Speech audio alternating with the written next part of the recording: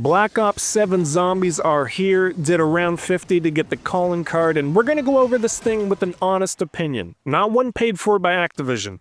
So let's start with the latest and greatest zombie menu the team could come up with. As you can see, no expense is spared.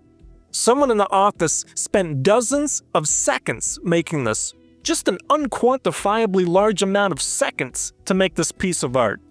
And to think, we used to get stuff like this, and this. I'm so glad we get empty backgrounds now. Fits in perfectly with the empty maps. Who says Modern Zombies has no theming? Those old menus were just too distracting, what with their quality and mood-setting tone. Onto the map itself. Start with the good. Notice some quality of life upgrades like buying any level of armor from any wall buy instead of them being level 2 or level 3. Great change. There's a few solid ideas for the layout, like the tunnel connecting the house and barn. In general, it's just fun to run around the map. It doesn't have a weirdo layout like the maps on 6 with bizarre dead ends and areas just there to pad out the size. This feels a little more thought out, and I think it would make a good grief map. Wouldn't touch the original farm, but that goes without saying. The zombie bear is a fantastic design, very fitting of the setting. And like I said when they first showed off farm, it does have some kind of horror movie vibe to it. Just the color correction and all the low-hanging fog in the old farmhouse. I like that. It's nothing amazing, but it has more personality than anything in 6. The skybox has some effort put into it, something severely lacking in 6. It's not a big improvement. The map is still kind of bland visually, and the lighting plays it very safe for maximum visibility, but there is a tangible improvement over 6.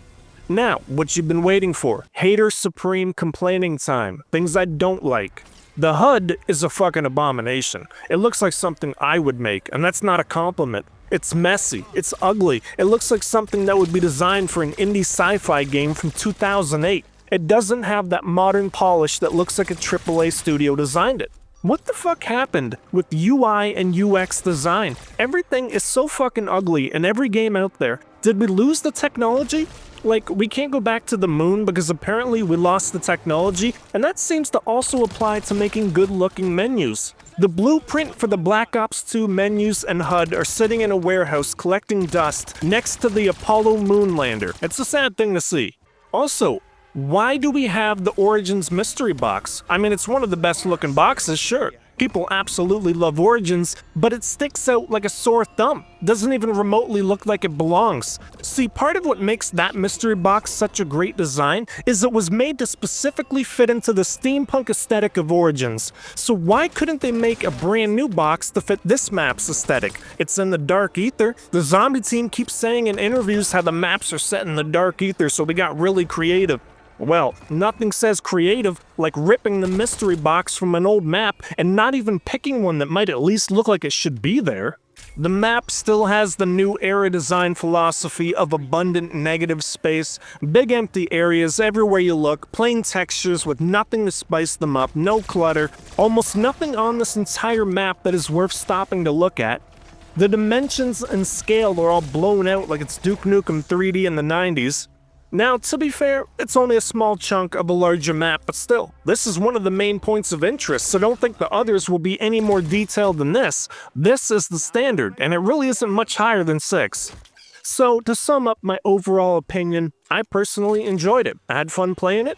I'll be there for the preload when it comes out on my Game Pass Ultimate sub that I now pay for in gold bars. I was thinking for the next price hike of just injecting Game Pass Ultimate right into my veins so they can steal my life force more easily. Anyway, it's improved, but it doesn't touch pre-Cold War attention to detail. It's more the same from Black Ops 6 with a small glow up for the atmosphere. If you like 6, you'll like this. If you don't like 6, you won't like it. And I'm all for not changing the formula, but this isn't a DLC. It's not a map pack. This is a whole new game, and I don't think the improvements from 6 make this a full-priced experience, but that's exactly how it's going to be priced. And finally, forget all the other bullshit. I can't not mention the name. So let's talk about that, because the name of a zombie map helps set the mood, and what we have is Van Dorn Farm.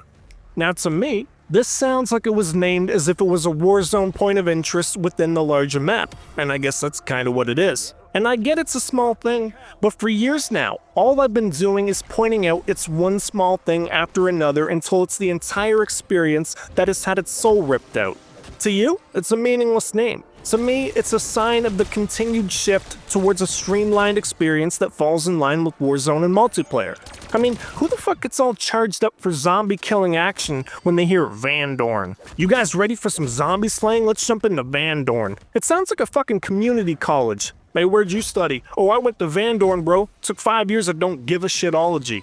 Like, imagine if Kino der Toten was called Joe's Theater. I don't think it would hit the same.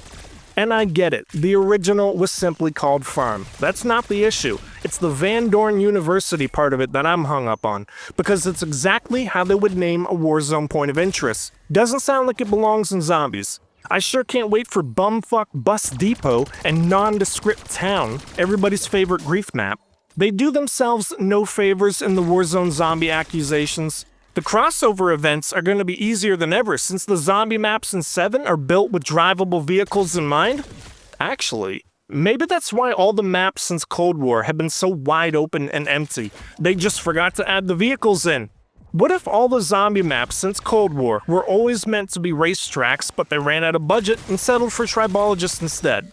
So my only question is, will the drivable truck we get in the full game still be slower than PC Tribologist?